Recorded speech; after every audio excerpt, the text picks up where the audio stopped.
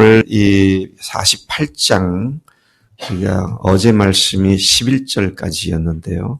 그 앞부분에서는 하나님께서 이스라엘의 위선됨을 지적하셨습니다. 그들이 하나님의 이름을 부르면서 맹세까지 하지만 진정성이 없는 거짓된 모습을 지적하셨습니다. 또 11절까지 말씀해 보면 옛 예언을 무시하는 그들에게 하나님께서는 새 언약을 통하여 그의 백성들이 포로에서 풀려날 것임을 예언해 주십니다. 하나님은 노하기를 더디하심으로 그 백성을 구원하시는 그분의 뜻을 알려주셨습니다. 이것이 이제 어제 말씀이고요. 오늘은 12절부터 19절까지에서는 하나님께서는 또다시 그분만이 유일하신 하나님이심을 밝히 강조하시면서 그들을 구원하실 것을 약속하십니다. 그리고 그 구원의 약속은 다른 것이 아니라 바벨론을 멸망시키고 바벨론 포로에서 돌아오는 것으로 나타내 주신 말씀인 것입니다. 그것이 20절, 22절까지 말씀에 나와 있는 내용이들이죠. 자, 이런 맥락을 우리가 머리에 두고 12절부터 16절까지를 보면 하나님 자신이 누구신지를 이스라엘 백성들에게 또 밝히 드러내시는데 그분은 특별히 여기에서는 내가 처음이요 마지막인 하나님이다. 여러분 이사야서에 계속 반복돼서 나오는 표현이 하나님께서 처음이며 마지막이다 이런 말씀을 우리가 수차례 지금 듣고 있습니다. 근데 왜 이런 표현을 하셨을까요? 요한계시록에서도 보면 예수님께서 나는 알파와 오메가요. 아예 처음 시작부터 끝까지를 전체를 내가 통시적으로 바라보고 있는 그리고 그것을 주관하는 자다. 무슨 말씀입니까? 역사의 주관자다.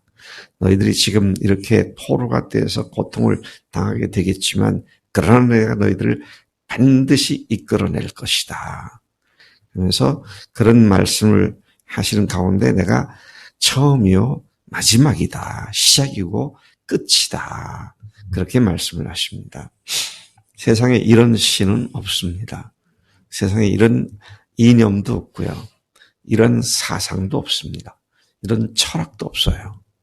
모든 역사의 시발자이시고 종말자가 되시는 하나님. 그분은 누구도 그 사실을 알지 못하게 저기 어두운 구석에서 잠깐 살짝 언급을 했다가 마는 그런 분이 아니라 지금도 오늘도 보듯이 계속 반복해서 당신이 처음과 마지막이며 역사의 주관자이시다라는 사실을 분명하게 못을 받고 그러한 하나님께서 이스라엘을 어떻게 할 것이다. 자, 그렇게 말씀을 하신 것을 봅니다. 여러분, 우리가 처음에 자기가 죄인된 상태에서 하나님 앞에 발견되었죠. 그런데 십자가와 부활로 주님께서 우리를 구원하셔서 하나님의 자녀가 되게 하셨죠. 그리고는 지금 주님의 자녀로서 성장해가는 과정 속에 있게 하시죠.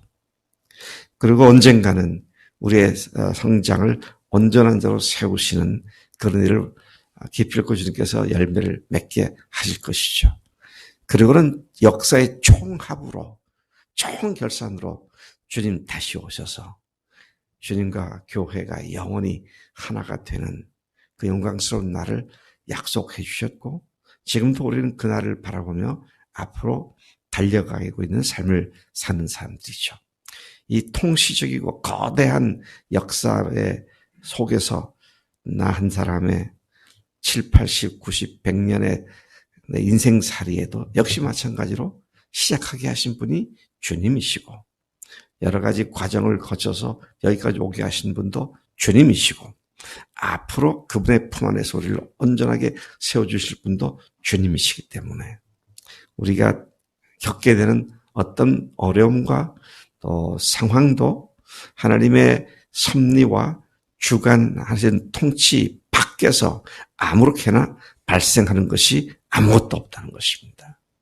자, 그런 의미에서 우리는 세밀한 하나님의 관찰과 보호의 대상자가 되었고, 그분이 우리 인생의, 우리 삶의, 개인의 삶의 플래너가 되셨고, 그분이 우리의 삶과 또 우리 교회의 디자이너가 되셨고, 그리고 그것을 실행하시는 실행자가 되셨다.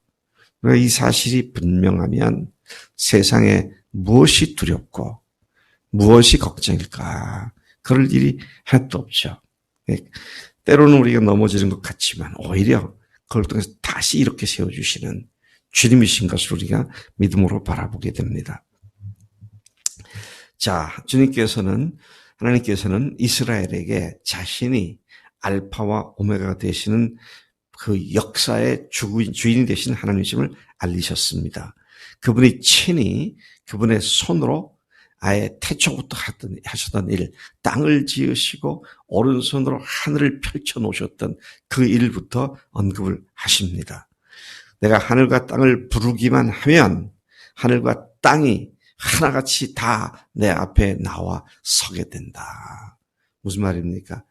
모든 피조물들이 나의 명령과 주관하에 움직이고 있다. 그런 말씀이죠. 하나님은 자신이 온 세상을 창조하신 창조주 하나님이시며 또 동시에 지금도 만물을 통치하고 다스리시는 하나님이라는 사실을 분명하게 다시 선언하며 밝히시는 말씀이죠. 우리가 믿는 하나님이 바로 그런 하나님이다. 내가 믿고 의지하는 주님이 그런 하나님이시다. 계속해서 말씀을 하십니다. 그 14, 15절에서 그 하나님께서 이스라엘이 다 함께 들어야 할 말씀을 지금 하고 계신 겁니다. 나 여호와가 나 사랑하는 자는 나의 기뻐하는 뜻을 바벨론에 행하리니 그의 팔이 갈대인에게 임할 것이라. 그들 중에 누가 이 일을 알게 하였느냐. 나 곧 내가 말하였고 또 내가 그를 부르며 그를 인도하였나니 그 길이 형통하리라. 선뜻 이렇게 마음의 말씀의 의미가 잘 들어오지 않아서 공동 번역을 제가 보았습니다. 공동 번역 14절부터 15절까지 보니까 이렇게 되어 있습니다. 모두들 모여와 내 말을 들어라. 나의 친구가 나의 뜻을 이루어 바벨론과 갈대아를 짓부수리라. 그들 가운데 누가 이 일을 미리 알려주었더냐? 누가 이 일을 미리 알려줬느냐? 나다. 내가 바로 그에게 이런 명령을 내렸다. 그를 불러온 것도 바로 나다. 그를 이끌어 드리고 앞길을 터준 것도 나다. 이렇게 하나님께서 말씀하십니다. 하나님은 한 사람을 세워 바벨론을 짓부술 것을 약속해 주셨습니다. 여러분, 역사 속에서 바빌론이 그렇게 멸망을 하지만 어떻습니까? 이는 예수님을 보내셔서 바벨론으로 상징되는 마귀를 멸하실 주님의 하나님의 예언의 말씀이기도 한 것입니다.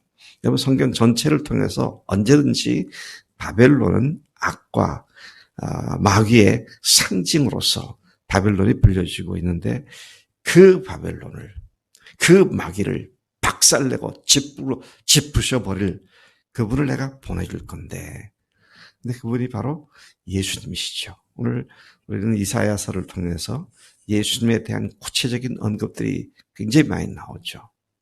제가 이 이사야서를 다시 시작할 때 말씀을 드린 것 같은데, 이사야 신약에서는 무려 이사야로부터 109절 이상의 말씀들을 인용해서 기록하고 있습니다.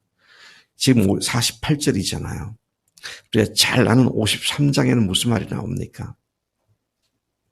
그가 찔림은 우리의 허물을 인함이고 그가 상함은 우리의 죄악 때문이다.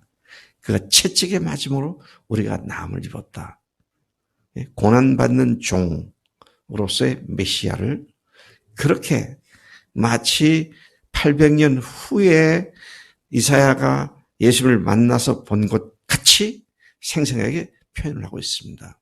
그래서 다시 말씀드리지만 이사야서 전체는 역사의 배경 속에서 그 역사를 다루지만 그것이 온 세상이 어떻게 예수님을 말미암아 하나님께로 다시 돌아와 하나님의 나라로 굴복하게 될지 이 메시아 왕국에 대한 예언인 것을 우리가 다시 보게 되는 것입니다. 16절을 보면은요. 현대인의 성경에 보니까 이런 표현을 하고 있습니다. 이사야는 하나님의 말씀을 자신이 어떻게 이스라엘에게 전했는지를 말하면서 하나님께서 성령님과 함께 자신을 보내셔서 말하게 하셨다고 선언합니다. 현대 성경을 보니까 이렇게 되어 있어요. 너희는 나에게 가까이 나와 내가 하는 말을 들어라. 나는 처음부터 은밀하게 말하지 않고 공공연하게 드러내놓고 말하여 언제나 내 말이 이루어지도록 하였다. 이제 주 여호와께서 그의 성령과 함께 나를 보내셨다. 성령과 함께 보내신. 그래서 하나님의 예언을 대언하고 있는 이사야의 모습을 그렇게 표현하고 있는 것이죠. 그러면서 하나님께서는 무슨 말씀을 하십니까? 이스라엘의 구속자다. 하나님이 누구시냐? 이스라엘의 구속자다. 이스라엘의 거룩하신 하나님이시다. 그렇게 말씀을 하시죠. 또 그 하나님께서 이렇게 말씀하십니다. 나는 네게 유익하도록 가르치고 너를 마땅히 행할 길로 인도하는 네 하나님 여호와다. 하나님의 말씀은 우리의 유익을 위하여 하시는 말씀이다. 그런 말씀을 지금 다시 반복하고 계시는 것입니다. 18절에 보니까 네가 나의 명령에 주의하였더라면 네 평강이 강과 같았겠고 네 공의가 바다 물결 같았을 것이며 여러분 우리는 우리를 우리의 구원자이시며 우리의 거룩하신 분이신 하나님께서 우리가 그분의 말씀에 유의하여 그 말씀에 순종하기만 한다면 평강이 네 가운데 강같이 흘러 넘쳤을 것이고 또 너의 공의로움이 온 바다를 덮음같이 온전한 공의를 실천한 자들이 되었을 것이다. 주님께서 그렇게 말씀하시면서 말씀에 유의하여 순종하지 않는 문제를 지적하고 계시는 것이죠. 그래서 아까 어제 말씀에서 보면 너희가 나를 사랑한다고 내 이름으로 맹세한다고 하지만 너희들에겐 진실이 없다. 위선자들이다. 그렇게 말씀하신 이스라엘을 우리가 보게 됩니다. 뿐만 아니라 19절에 보니까 네 자손이 모래 같았겠고 어떻게 하면은요. 말씀에 유의하여 그 말씀을 순종했다면 네 자손이 모래 같았겠고 네 몸의 소생이 모래알 같이 많아서 그의 이름이 내 앞에서 끊어지지 아니하였겠고 없어지지 아니하였으리라 하셨느니라. 하나님께서 하신 말씀을 이사야가 지금 대언하고 있는 말씀이죠. 말씀에 유의하고 그 말씀에 순종했으면 너희들이 이렇게 비극 가운데 빠지지 않고 오히려 자손들이 번성했을 것인데 이제 그런 말씀을 하고 계십니다. 참 저는 우리 교회가 또 저도 그렇고 우리 모두가 영적으로 자손들을 많이 얻는 영적 다산자들이 되기를 소망하고 있습니다. 근데 그렇게 영적 자녀를 많이 낳을 수 있으려면 어떻게 해요? 하나님의 말씀에 유의하여 순종해야 한다. 그런 말씀을 하고 있는 것이죠.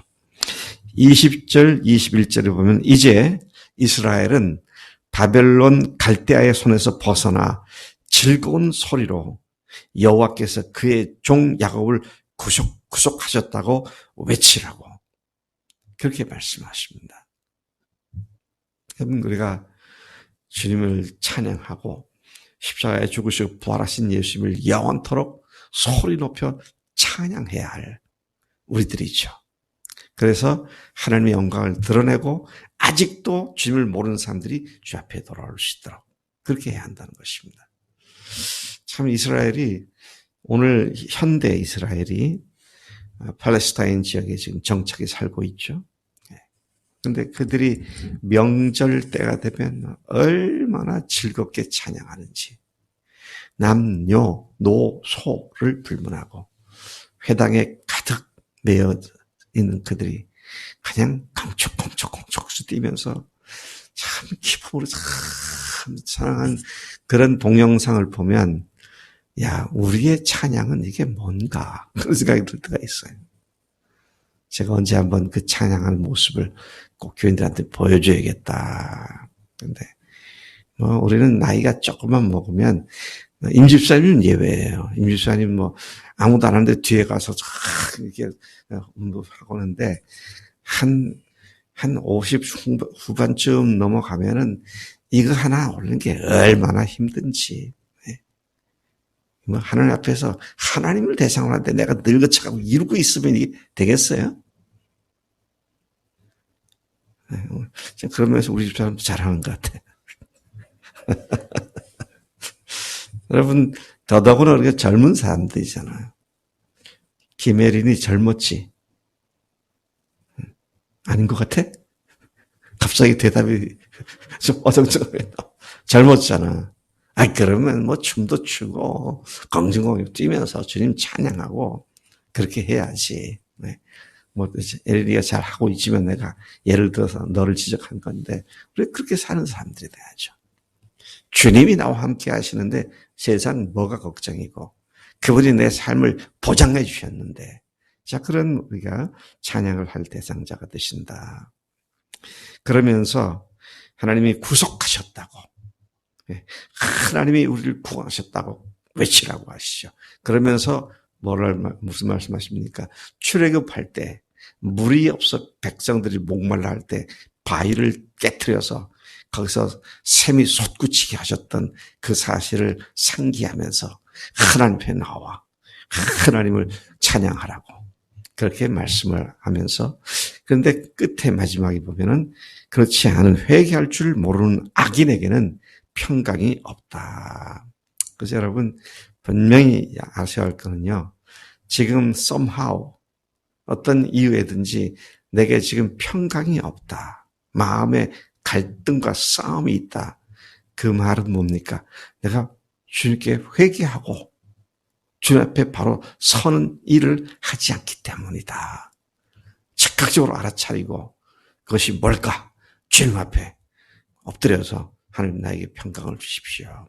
평강을 누리게 해주십시오. 그래서 여러분 다시 말하지만 그리스도인의 삶의 가장 중요한 요소 중에 하나가 평강 아닙니까?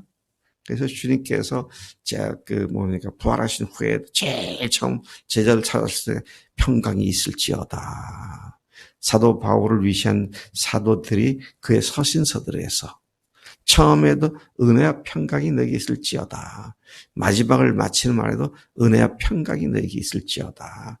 은혜와 평강으로 시작해서 은혜와 평강으로 마치는 우리가 그런 삶이 돼야 하는데, 그것을 방해하고 있는 문제들이 있다면 빨리 그걸 회개하고 자복하고 하나님의 평강을 회복해서 평강을 마음껏 누리는 그런 삶이 돼야 마땅할 줄 믿습니다.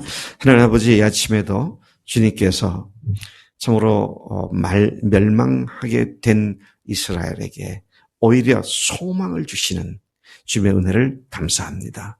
그들을 통하여 오히려 온 세상의 소망이신 예수님을 보내시고 그분께서 우리에게 진정한 평강을 누리게 하실 것을 예언해 주셨으니 감사합니다.